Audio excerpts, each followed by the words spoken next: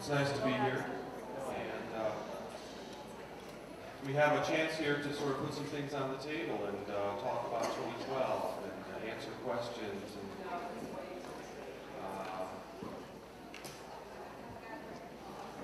I'd like to call your attention to this incredible sculpture that we have over here that was done by my friend Pierre. And as you can see, it's this amazing vision of the two intertwined serpents. It's kind of like some of you may be familiar with the Tibetan chakra system, and Tibetan mysticism has this idea of this inner occult spiritual anatomy that we all have inside of our bodies. And the central pillar would correspond to the spine, and we have 1, 2, 3, 4, 5, 6, 7 at the top, 7 centers of consciousness or energy in our bodies. They're called the chakras. And the two intertwining serpents on the left and the right are the two energy currents, the Ida and the Pingala. And when we can unite these two opposed energy currents, the energy raises up the spine, and we can unite our lower identities with our higher identities. I want you to keep that in mind, because as I get into the spiritual teachings for the Maya calendar, you might recognize some of this. Also, another thing is that there's a profound principle that the Maya embrace. It's called, it's reflected in some of the old Hermetic ideas, the Hermetic adage, as above, so below. You know, what's unfolding in the celestial realm is also unfolding in the physical realm. It's like the microcosm reflects the macrocosm. So this inner spiritual physiology that we have inside of our bodies is reflecting something that's going on in the outer cosmos as well. So just a few things to keep in mind. And let's see, it was back in 1985 that I was traveling around the country in my mobile hermitage, doing yoga and meditation. It was a 1969 Dodge van, and I was sort of a bohemian, footloose, traveling around America, basically trying to escape another cold Chicago winter. I was 19 years old, and I met a guy who was a Peace Corps worker, and he said he just got back from Mexico, and I should really try to get to Mexico. He was telling me about the pyramids in the Yucatan, and it triggered my imagination. And I can trace my interest back to that time in the Maya. And within a year, I was down there traveling around in Mexico and Central America. By that time, I'd done a little reading, and I realized that there were traditional Maya people still living in the highlands of Guatemala. And I read the book Time in the Highland Maya by Barbara Tedlock, and that was a great introduction into the authentic traditional teachings around the Maya calendar. And so I really wanted to get to these villages, and I did. And over the years, I developed relationships with traditional Maya daykeepers living and working with the traditional Maya in the highlands. And I've always been of a sort of philosophical bent of mind. I think of myself as a philosopher, philo sophia, a lover of wisdom. And I guess I had that sort of, you know, young adult quest to understand the nature of reality or something. You know, we all sort of have that inside of us. We want to understand what this is all about. So I explored the Maya traditions, and I started writing articles, and one thing that loomed large for me pretty early on was this enigma about the calendar cycle end date, 2012. And over the years, I really started examining this and exploring this and asking the right questions. And so the reason why I'm sort of providing this intro is that my approach to this material is to look at the authentic teachings. You know, there's a lot that's being said about 2012, and my particular approach involves honoring and respecting the authentic traditions and looking at the long count calendar, looking at the tradition that's related to that. It's the creation mythology. So the creation mythology actually encodes spiritual teachings for cycle endings. You know, some of you may be familiar with, how many of you are familiar with my work, have read Maya Cosmogenesis 2012? And great, all right. All right, so some of you probably know that I'm sort of known for identifying how this rare galactic alignment, this rare alignment that's happening in the time that we live in, is encoded into the Maya traditions, like the ball game or the creation myth or king-making ceremonies.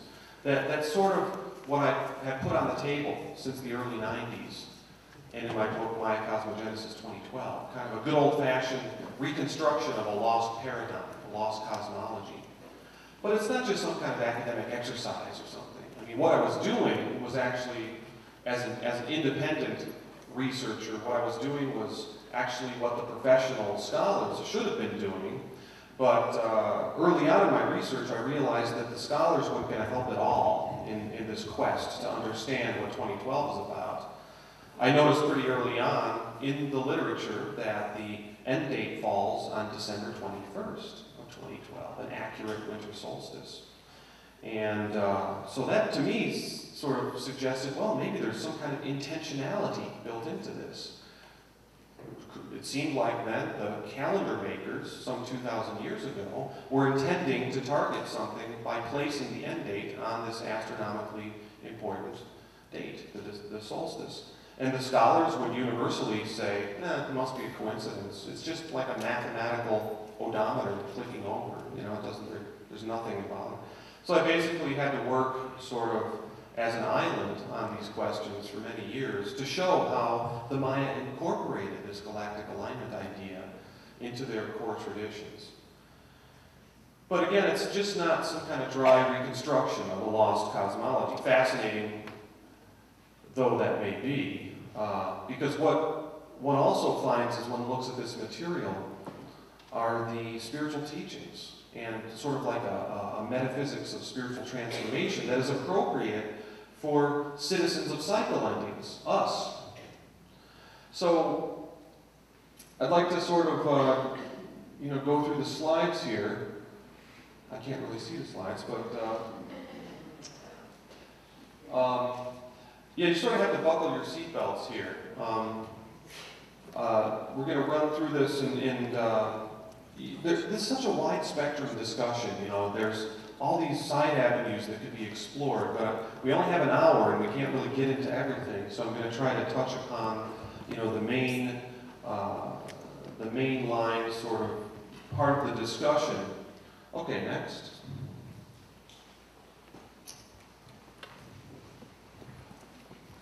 Okay, next.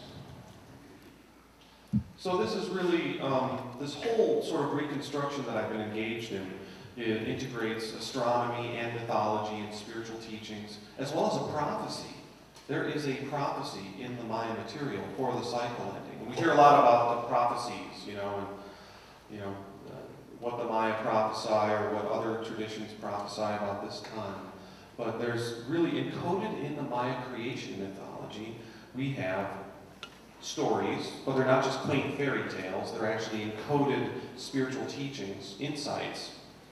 And so it's, we can really look at the creation myth and understand what the creators of this 2012 calendar, what their idea was about this. Next.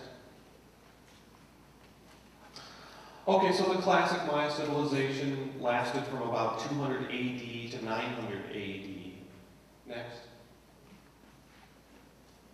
And they were engaged in very profound astronomical and mathematical achievements and pursuits. This is the Observatory at Chichen Itza, next. It's still there today, and there's alignments to Venus positions and the eclipses, and they were very sensitive to the larger cycles that were going on around them in the sky. And they had this assumption or insight in terms of how humanity is interconnected with all the cycles that are happening around us, all the cycles in nature, including astronomical cycles. So this is sometimes criticized as a superstition of like astrology or something like that, but it's actually an insight into a very profound understanding of the nature of reality. The microcosm reflects the macrocosm. It's not so much that the stars are causing things to happen here on Earth when they conjunct and stuff like that. It's this insight that the outer world, the outer physical world, and the inner spiritual world are unfolding with the same rhythm. So they're sort of in resonance with each other because they spring from the same source. So it's a non-dual philosophy. It doesn't choose spirituality over physicality, and it doesn't choose physicality over spirituality. It sees both of these things as interwoven. Next. Next. This is the pyramid of Kukulkan at Chichen Itza, and there's a whole chapter in my book about this. There's a rare alignment that happens over this particular pyramid. It's not the same as the galactic alignment. It utilizes the Pleiades and the sun coming together in the zenith of the sky, the exact center of the sky overhead. And the beautiful thing about this alignment that's encoded into this pyramid of Kukulkan is that this alignment happens over Chichen Itza only in the 21st century. And I believe this is what the fabled return of Kukulkan, or Quetzalcoatl, is about. There's an astronomical component of this with this rare alignment, but it sort of indicates for the Maya that there's something also going on within the collective heart of humanity. Next. And back in the 1840s, explorers started rediscovering this lost civilization. There were rumors of temples and buildings crumbling in the jungle down there in Central America. And Stevens and Catherwood traveled to these places and did drawings of the various monuments and temples and so on. And so what they realized is that just by virtue of the architecture in the buildings, the scale of the sites that they were finding in the jungle down there, they realized that, yes, this was a civilization. And this hit the philosophers in Western civilization pretty hard. You know, it's like, you know, could there have been this advanced, sophisticated civilization? Because, you know, the Native Americans have always been put down. You know, that's part of the whole manifest destiny policy of colonizing the Western hemispheres, that they needed to be, you know, made, not only could they have never had a high civilization, they were basically like subhumans, you know, and that justified in the minds of the imperialistic colonizers, you know, the kind of practices that we've seen over the centuries towards the Native Americans. But, you know, there things were sort of, you know, becoming clear in terms of the Mesoamerican people being an advanced culture. Next. And soon, archaeologists realized that they had a calendar system. And they finding this hieroglyphic writing, and they realized that these glyphs were portraying this calendar system, and it's called the long count. And the long count is really the structure of the calendar that gives us the 2012 cycle ending date. So for those of you who aren't aware or familiar with the long count, just real briefly, it consists of a system of 5 nested cycles. There's the day cycle, and the 20-day Huinal cycle, and the 360-day Tun, and the Katun period, which is just under 20 years. And then there's this Baktun cycle, which is just under 400 years. Now, it's 13 of these Baktuns that make up a world age. And we do find carved monuments with this date, the end of the 13th Baktun. And so then it's believed that another world age begins. It's part of a cyclic time philosophy. So the way that, you know, you might find a typical date written would be 9.16.4.1.1. That means that 9 Baktuns, 16 Katuns, 4 Tuns, 1 Huinal, and 1 day has elapsed since the fabled beginning day, the 0 day of the cycle of 13 Baktuns. So scholars figured all this out. You know, we have to give them some credit because this addresses the whole issue of when does the 13 Baktun cycle end? And why do we know it's December 21st of 2012? Well, it's basically this academic work that scholars did to figure out the correlation of the Maya calendar with our own. And also with this correlation, we know that this long count date, 9.16.4.1.1, corresponds precisely to May 7th of 755 AD, which means that the end, 13.0.0.0.0, the end of the 13th Baktun, falls on December 21st of 2012. Next.